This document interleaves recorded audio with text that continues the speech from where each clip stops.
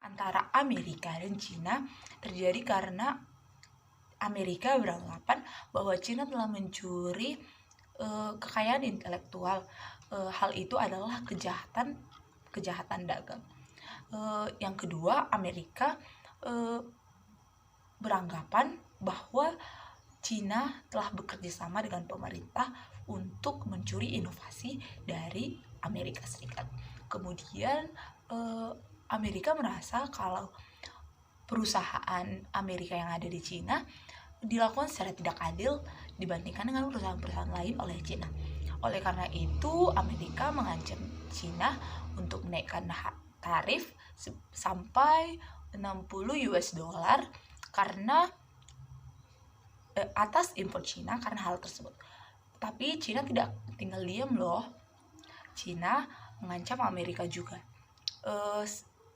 Selain itu, pengaruh antara perang dagang antara Amerika dan Cina sangat berpengaruh terhadap ekonomi global karena dua negara ini adalah dua negara yang besar yang berpengaruh terhadap ekonomi global. Adalah batasan masalah. Artikel ini memiliki batasan masalah agar artikel ini fokus pada masalah yang dibahas dan tidak melenceng atau menyimpang ke masalah lain. Adapun batasan masalah dari artikel ini adalah satu, faktor penyebab memburuknya ekonomi global. Yang kedua, dampak memburuknya ekonomi global. Dan yang ketiga, tindakan pemerintah terhadap memburuknya ekonomi global. Latar belakang pada artikel dapat disusun rumusan masalah sebagai berikut. 1. Apakah faktor penyebab memburuknya ekonomi global?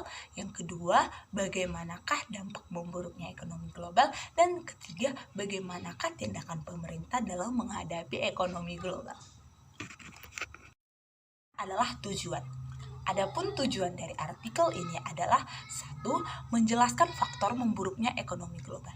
2. Mendeskripsikan dampak memburuknya ekonomi global. Dan yang ketiga, mengidentifikasi tindakan pemerintah untuk menghadapi ekonomi global yang memburuk. Ini adalah metode penyusunan. Metode penyusunan pada artikel ini adalah studi literatur, di mana metode ini adalah metode dengan mencari sumber dari sumber informasi seperti buku, web, majalah, dan lain-lain. Dan pada artikel ini sumber informasi diambil dari web yang mengenai tentang memburuknya ekonomi global dan perang dagang antara Cina dan Amerika. Mungkin sekian yang dapat saya jelaskan dan akan dilanjutkan oleh teman saya di bagian yang kedua. Terima kasih. Nama saya Muhammad Gilang Fadlur Rahman. Saya akan mempresentasikan kajian pustaka.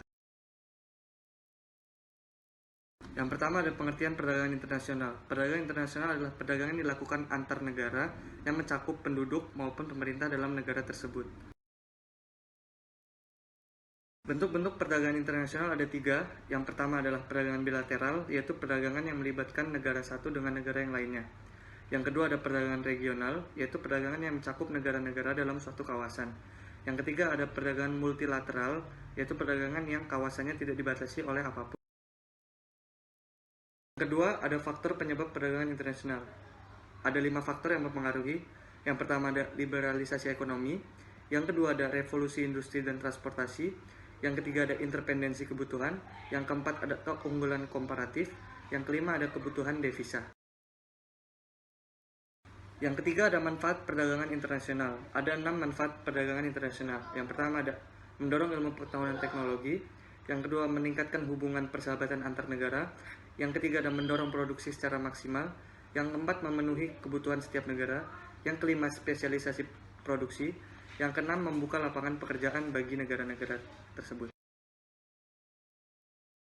Dagang. Perang dagang terjadi karena suatu negara membatasi jumlah ekspor atau meningkatkan tarif pajak sehingga negara-negara lainnya tidak dapat memenuhi kebutuhan negaranya.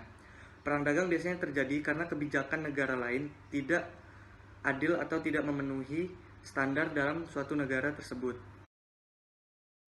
Yang kelima, pengertian kebijakan luar negeri. Kebijakan luar negeri adalah kebijakan-kebijakan yang dibuat oleh suatu negara untuk memenuhi rencana-rencana atau gagasan-gagasan yang menjadi kepentingan nasional negara tersebut. Ada 4 gagasan yang biasanya dikeluarkan oleh pemerintah. Yang pertama adalah orientasi kebijakan, yang kedua ada tujuan, yang ketiga ada peranan nasional, yang keempat ada pelaksanaan. Assalamualaikum warahmatullahi wabarakatuh. Saya Tasya Kemala Putri dari kelas Angkatan 303 ingin mempresentasikan bagian saya, yaitu bagian 3 tentang analisis pengaruh memburuknya ekonomi global terhadap ekonomi di Indonesia. Yang pertama, saya ingin menjelaskan tentang faktor penyebab memburuknya ekonomi global. Menurut Bank Dunia, bahwa prospek ekonomi global menjadi suram disebabkan karena beberapa faktor. Yang pertama, kondisi pembiayaan global semakin ketat. Yang kedua, meningkatnya ketegangan perdagangan. Yang ketiga, beberapa negara emerging market dan negara berkembang mengalami tekanan yang cukup signifikan di pasar keuangan. Karena Indonesia termasuk negara emerging market dan negara berkembang, maka Indonesia mengalami tekanan di pasar keuangan yang mengakibatkan pertumbuhan ekonomi di Indonesia lebih rendah dari yang diprediksikan sebelumnya akibat tekanan dari perdagangan yang cukup ketat. Dan juga peningkatan ketegangan perdagangan internasional mengakibatkan pertumbuhan ekonomi secara global menjadi lebih lemah dan mengganggu rantai nilai yang terhubung secara global. Kedua, membahas tentang dampak memburuknya ekonomi global bagi perekonomian Indonesia. Berdasarkan catatan data neraca perdagangan Indonesia sepanjang bulan Januari sampai dengan September 2019, Indonesia mencatatkan masih mengalami defisit sebesar 1,95 miliar US dollar. Hal ini disebabkan karena ekspor yang terakhir kali dilakukan oleh Indonesia pada bulan September terus mengalami penurunan cukup tajam secara tahunan, dan ekspor Indonesia hanya mengandalkan batu bara dan minyak kelapa sawit. Dan menurut Kepala BPS Suharyanto mengatakan bahwa kinerja ekspor Indonesia terus mengalami penekanan dikarenakan dua komoditas utama ekspor Indonesia, yakni batu bara dan minyak kelapa sawit, terus mengalami kejatuhan yang mengakibatkan perekonomian di Indonesia semakin memburuk. Yang ketiga, membahas tentang tindakan pemerintah dalam menghadapi ekonomi global yang memburuk. Menurut Wakil Presiden Yusuf Kala, pemerintah lamban membuat kebijakan untuk mengantisipasi perkembangan ekonomi dunia. Hal ini menyebabkan industri dalam negeri tertinggal dengan negara Asia Tenggara lainnya. Nah, dalam hal ini seharusnya pemerintah melihat kebijakan yang dilakukan oleh negara Asia Tenggara lainnya agar tidak tertinggal, karena bagaimanapun pemerintah merupakan pihak yang pertama tahu tentang perkembangan ekonomi di dunia, dan sudah seharusnya pemerintah tidak lamban dalam mengantisipasi hal tersebut. Sekian dari saya. Assalamualaikum warahmatullahi wabarakatuh. Assalamualaikum warahmatullahi wabarakatuh. Saya Nabila Khairunisa. Di sini saya akan mempresentasikan bagian 4, yaitu penutup.